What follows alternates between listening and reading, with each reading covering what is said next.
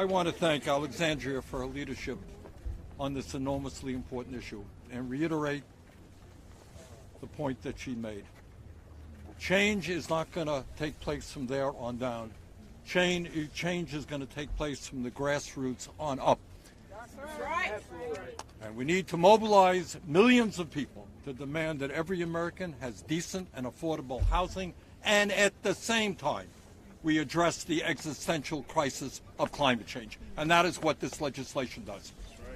So what we're talking about here is an understanding that if we do not get a handle on the crisis of climate change, the planet that we are leaving our kids and grandchildren will become increasingly uninhabitable. We are not going to allow that to happen. Right. And the second point we're going to make, when I was a kid, growing up in a far and distant land of Brooklyn, I know it's not your territory, we didn't live in public housing, but we lived in rent-controlled apartments, all right, which was a solid source of housing in New York City at that point. $75 a month is what we paid.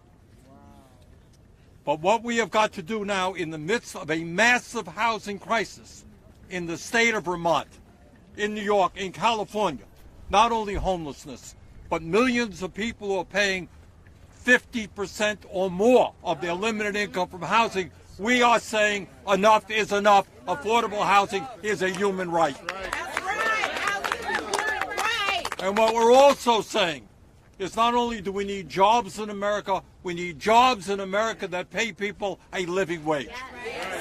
So the good news and what Alexandria has done, what everybody here has done, what we have done together is put together a piece of legislation that addresses some of the major crises in America.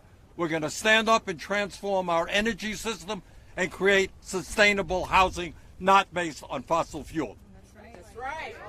We are going to provide decent, quality, affordable housing for millions of Americans.